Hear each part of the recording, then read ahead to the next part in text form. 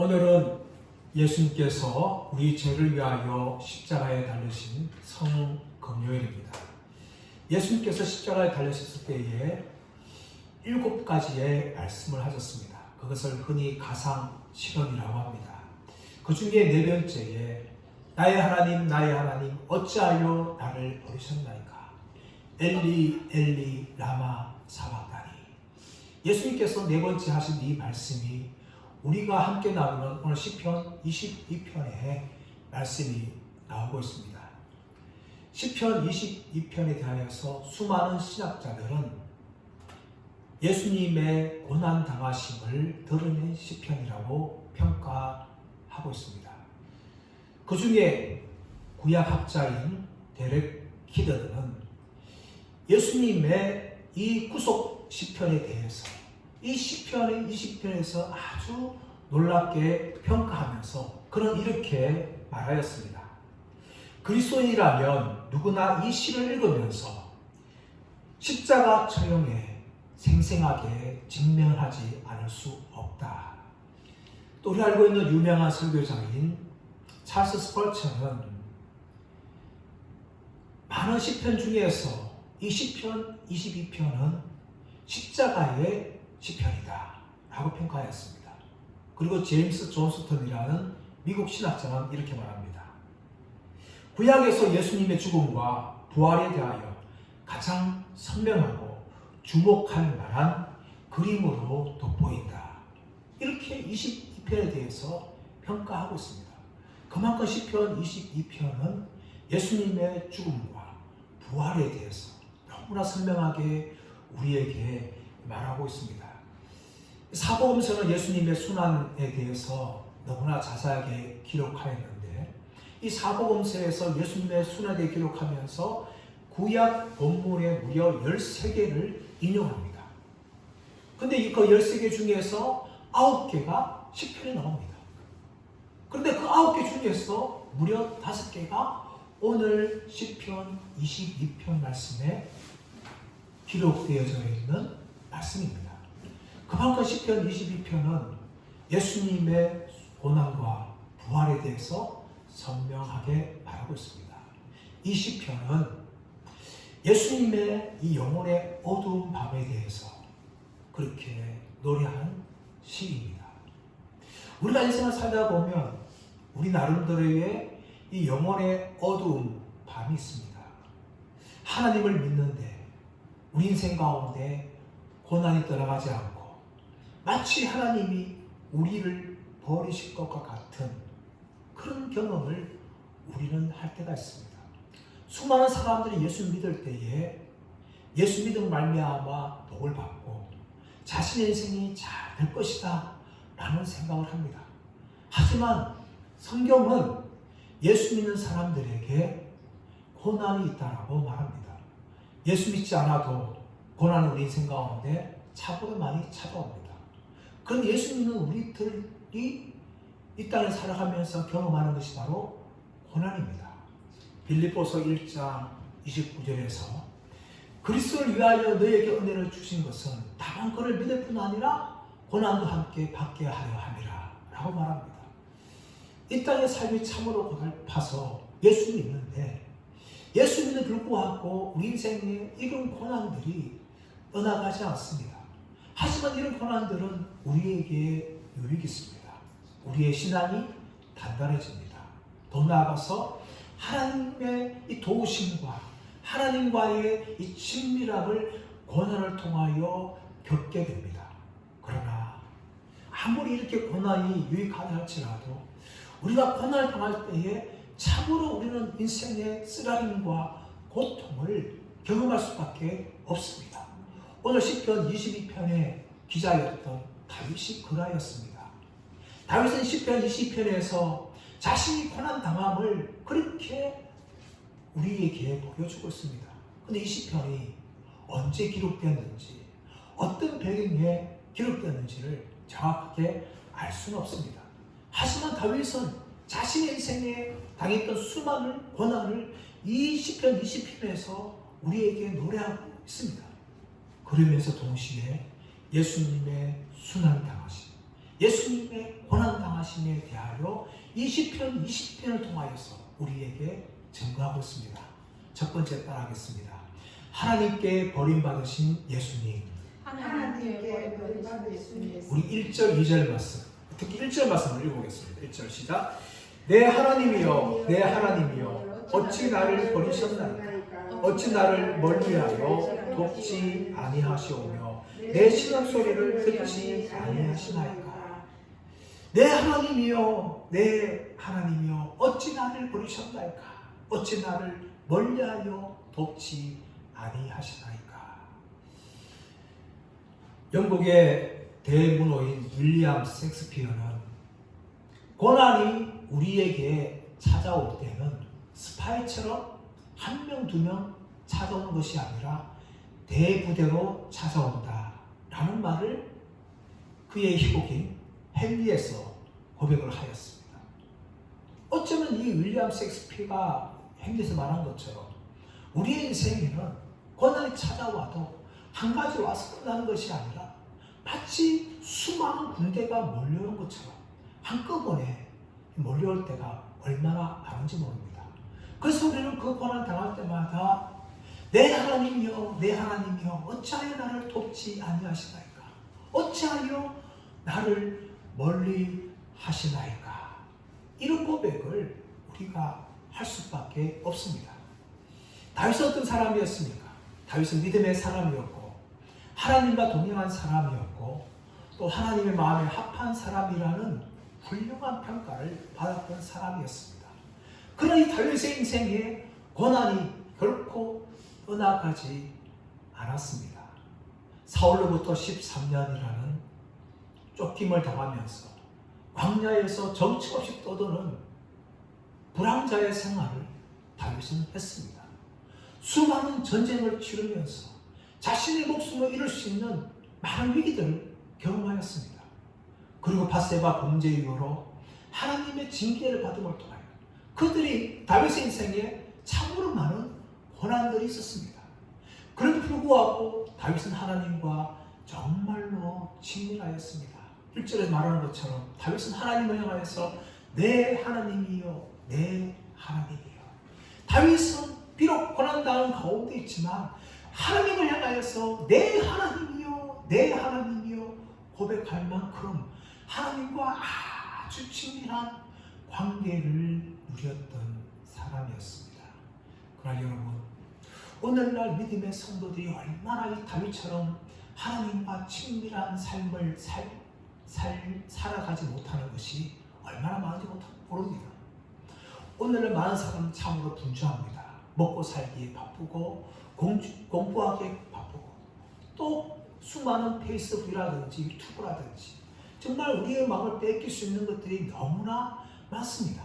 이런 것들을 우리가 친밀하게 지나다 보면 하나님과 친밀하게 지낼 수 있는 시간이 거의 사라집니다. 과거처럼 오늘날 성도들은 기도하지 않습니다. 과거처럼 오늘날 성도들은 말씀 읽지 않습니다. 과거처럼 오늘날 성도들은 예배드리지 않습니다. 그만큼 하나님과의 관계가 너무나 멀어지는 겁니다. 그러므로 다윗처럼 하나님을 향하여서 내 하나님이여, 내 하나님이여 하나님을 향하여 부른 만큼 그런 친밀함을 오늘날 성도들이 누리지 못하는 것을 안타깝게 볼 수밖에 없습니다. 사랑하는 여러분, 저와 여러분 어떻습니까? 다윗은 하나님과 친밀함을 누리기 때문에 그의 인생의 말년에 지었던 시편 24편에서 여호와는 나의 목자시니 내게 부족함이 없습니다 라고 그가 고백을 하였습니다.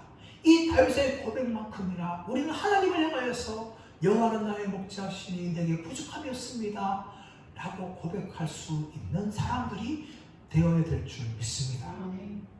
여러분, 우리 예수님께서도 그랬습니다. 예수님께서도 하나님과 너무나 친밀한 분이셨어요. 창세 전부터 성부, 성자, 성령 하나님은 완전한 기쁨과 완전한 교제의 삶을 보냈습니다. 이것이 바로 성부, 성자, 성령 하나님의 교제였습니다. 이 땅에 오셔도 예수님께서는 하나님과 친밀하게 그렇게 시간들을 보내시면서 공생의 사역을 그렇게 감당을 하였습니다.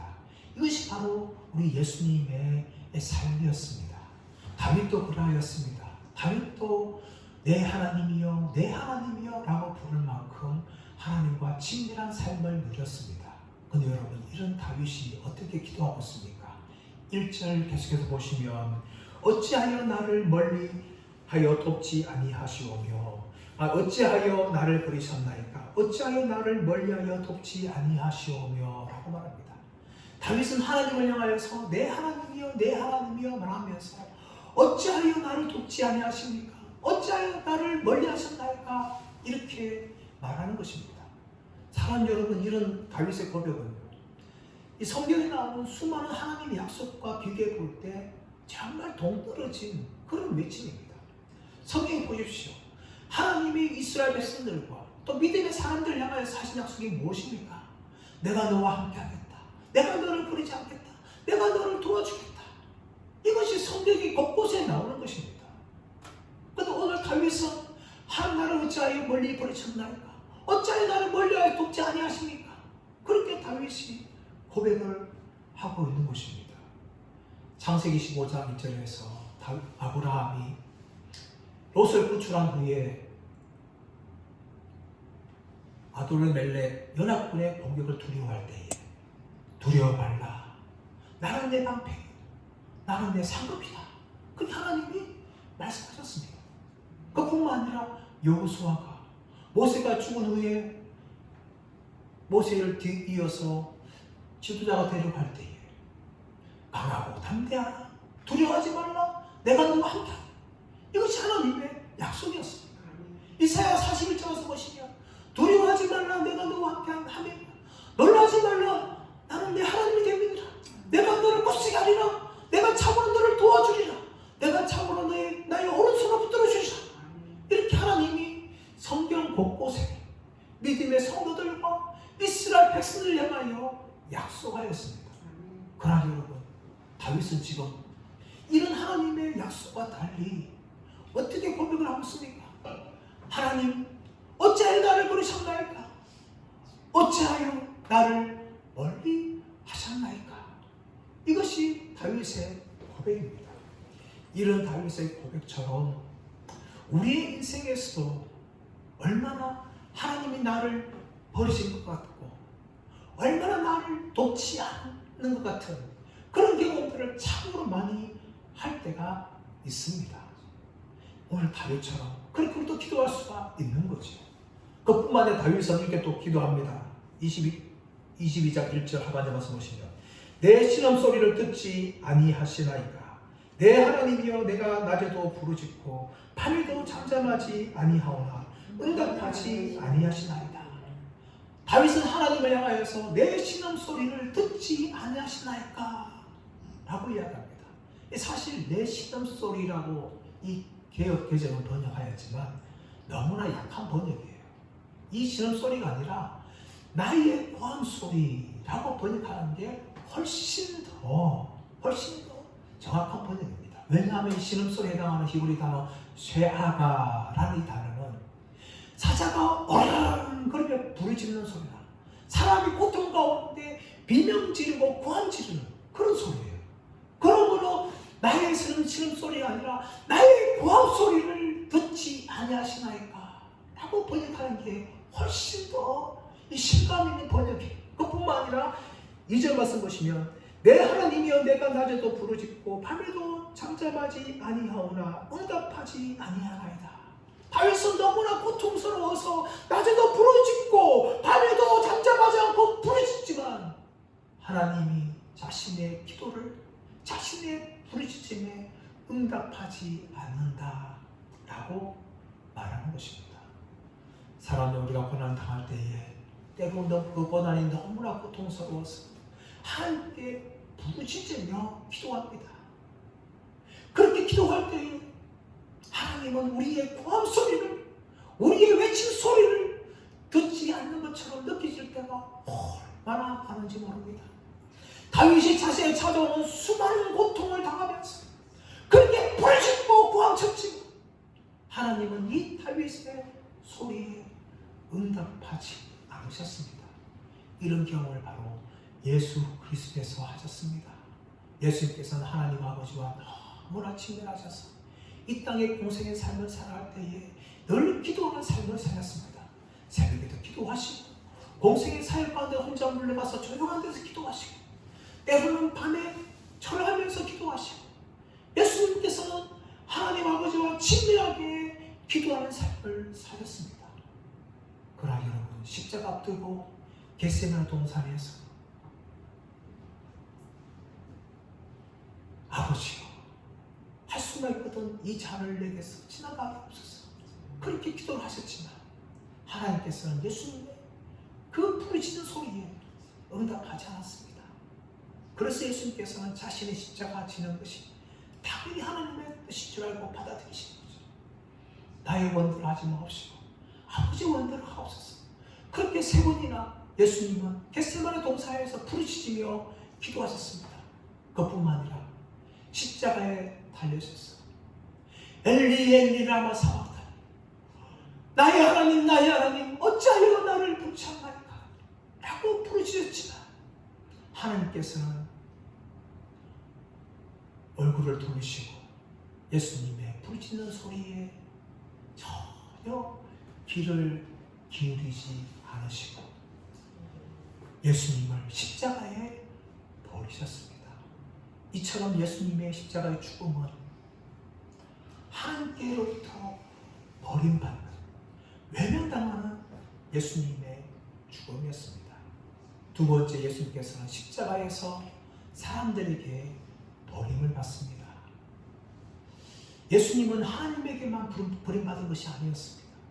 사람들에게도 철저하게 버림을 받았습니다. 우리 6절 말씀 보겠습니다. 6절 시작. 나는 벌레요 사람이 아니라 사람의 비방거리요 백성의 조롱거리니이다. 다윗이 고난당할 때에 나는 벌레요 사람이 아니라 사람의 비방거리요 백성의 조롱거리니이다 라고 이야기합니다. 여러분 사람들은 남들이 참 고난당할 때에 함부로 정죄와 비판을 잘합니다. 다윗도 그랬습니다. 고난당할 때에 압살롬이 반역을 일으켜서 예루살렘 성을 버리고 기드론 신을 건너갈 때에 사람들은 다윗을 조롱하였습니다. 사울의 피를 흘리기 때문에 네가 그 고난을 당하는 것이다 하면서 다윗을 향하여 손가락질을 하였습니다. 욥을 보십시오. 욥은 동방의 의인이었습니다. 하나님의 허락하에 사탄이 욥을 시험하였습니다. 욥은 온갖 고난을 당하였습니다. 그때 친구들이 찾아와서 욥을 처음에는 위로하였지만 시간이 지나서 그들은 욥을 향하여 손가락질을 당하였습니다. 욥아 네가 무슨 죄를 범하였기 때문에 하나님 너를 이렇게 심판하시는 것이지 네가 아무런 죄가 없는데 하나님 너를 심판하시겠느냐. 너는 빨리 속히 너의 죄를 회개하라. 이것이 욥의 친구들의 말이었습니다. 그 말은 얼마나 욥의 가슴을 아프게 한 줄 모릅니다. 물론 욥은 완전한 의인은 아닙니다. 그러나 욥은 자신의 죄 때문에 시험 당하는 것이 아니라 하나님의 허락하여서 사탄에게 시험 당하였지. 친구들은 그것들을 알지 못하였습니다. 그들은 자신들 나름대로 신앙을 가지고 권선진학의 신앙을 가지고 욥이 네가 무슨 죄를 지었기 때문에 심판받는 거다 하면서 욥을 함부로 정죄하며 비난하였습니다. 그 친구들의 정죄와 비난은 욥을 너무나 마음 아프게 한 것이. 그래서 오늘 다윗의 고백처럼 나는 벌레요 사람이 아니라 사람의 비방거리요 백성의 조롱거리이다 라는 고통을 당할 수밖에 없었습니다. 사랑 여러분, 하나님 마음에 아파한 사람 다윗이 다윗조차도 동방의 의인인 욥조차도 이렇게 사람들에게 자신이 고난 당할 때에 이런 고난을 당한 것입니다. 저와 여러분도 마찬가지입니다. 이 땅의 삶을 살아갈 때에 우리는 수많은 사람들의 정죄와 비난을 받습니다. 그뿐만 아니라 심지어 교회 안에서도 그런 비난과 정죄를 받을 수가 있어요.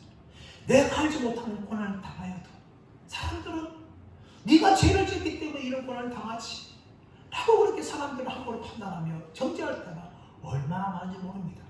그래서 우리는 고난당할 때에 정말 우리의 마음을 다 드러내서 사람들에게 우리의 기도 제목을 말하지 못합니다.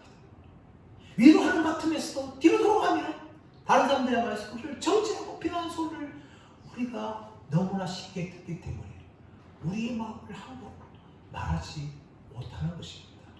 이것이 우리가 살고 있는 세상입니다. 세상 사람들이 이렇게 우리를 향하여 조롱하며 비난을 하는 겁니다. 7절 8절 가서 볼까요? 나를 보는 자는 다 나를 비웃으며 입술을 삐죽거리고 머리를 흔들며 말하되 그가 여호와께 의탁하니 구원하실 걸 그를 기뻐하시니 건지실 걸 하나니라.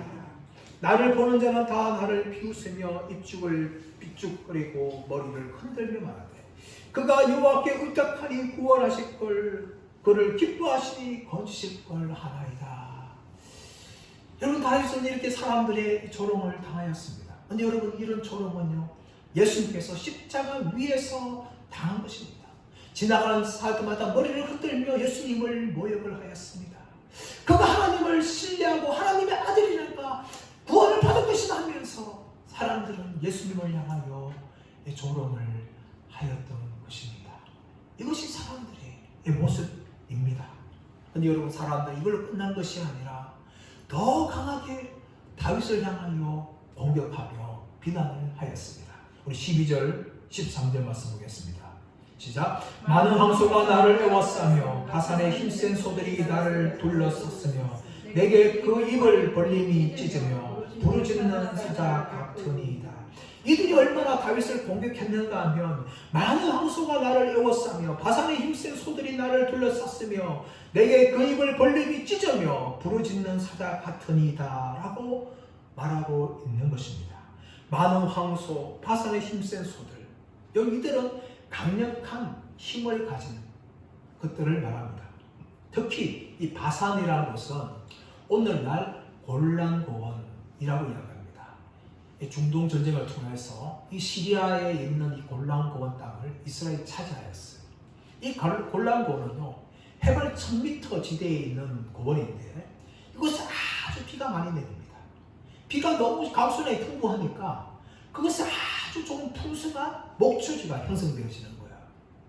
그래서 이 목초지가 풍성하니까 소들을 방목하며 키우는데 이 소들이 고원을 다니면서 방목하는 거예요.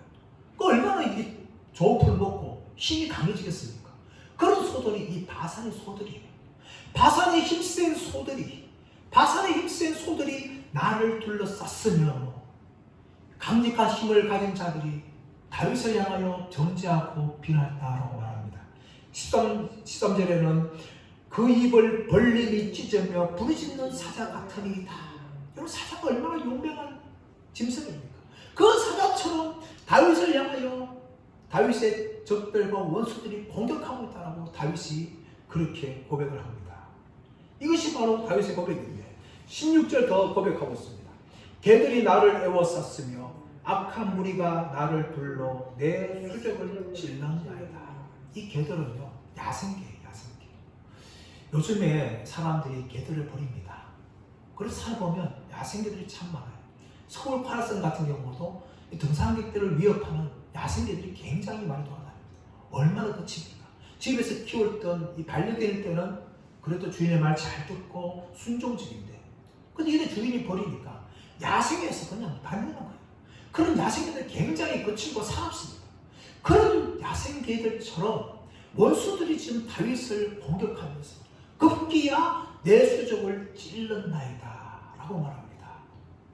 여러분, 이 모습은요, 예수님께서 십자가에서 로마 군병들에게 예수님의 손목과 발목이 큰 대목에서 박히는 모습을 보여주고 있는 것입니다. 얼마나 고통스럽습니까?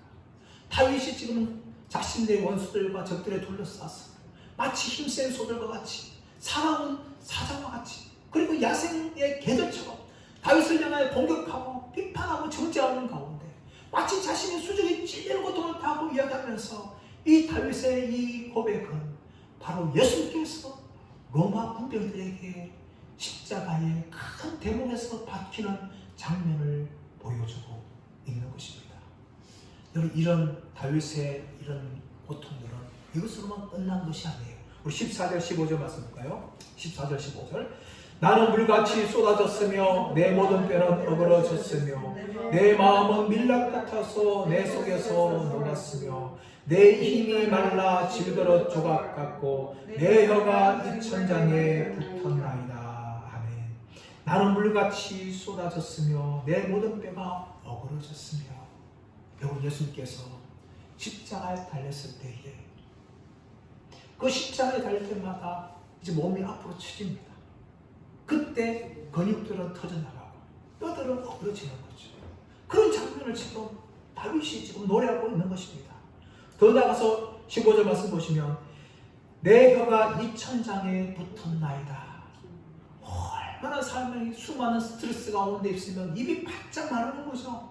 입이 완전 말라가지고 그 혀가 이 천장에 붙을 만큼 이렇게 심리적인 스트레스 가운데 다윗은 놓여지게 되었습니다. 여러분, 예수님께서 십자가 달렸을 때에 요한복음 19장 28절에서 내가 목마르다 라고 말씀하셨습니다. 예수님의 찢겨진 살과 못 박힌 손과 발을 통하여서 예수님의 피가 다 빠져나갑니다. 그때 이 십자가 못 박힌 사람들은 굉장한 혈기점을 느끼게 되고 두통을 느낄 뿐만 아니라 타는 듯한 목마름을 느낍니다. 예수님이 그러하였습니다. 십자가에 못 박혔을 때 예수님 몸에서 몸 밖에 피가 흘러나감을 통하여서 예수님께서는 깨어질 같은 두통을 느끼면서 목이 바짝 말라버린 거죠. 침 한 방울도 목에 없을 정도로 예수님의 목은 다 말라버립니다. 그래서 예수님께서는 내가 목마르다 하고 예수님께서 그렇게 말씀을 하시던 것입니다. 그뿐만 아니라 17절 말씀 보십시오. 내가 내 모든 뼈를 셀 수 있나이다. 그들이 나를 주목하여 보고. 예수님께서 이미 채찍에 의해서 예수님의 근육이 파열되어지고 살들이 느껴져 나갔습니다. 그래서 예수님 뼈까지 다 볼 수가 있는 거죠. 오늘 17절 말씀에서 내가 내 모든 뼈를 셀 수 있나이다 할 것만큼이나 예수님의 뼈들이 완전히 다 그렇게 드러나고 말았습니다. 그뿐만 아니라 18절 말씀 보시면 내 겉옷을 나누며 속옷을 제비 없나이다 라고 말합니다. 여러분, 로마 군병들이 예수님을 못 받고 예수님이 죽어갈 때에 그 아래서 했던 일은 무엇인가 하면 예수님의 겉옷을 나누며 제비 뽑아서 옷을 나누어 가져가는 일을 하였습니다. 왜 이런 일을 하였을까요? 그 일은 무엇인가 하면 십자가에 달린 사람은 더 이상 살아날 수 있는 가망성이 없기 때문입니다. 십자가에 달렸다 하는 것은 죽은 자와 같은 방불한 상태입니다. 더 이상 살 수 없는 거죠. 그러므로 그 사람이 입고 있던 옷은 필요 없는 겁니다. 죽은 자가 무슨 옷이 필요합니까?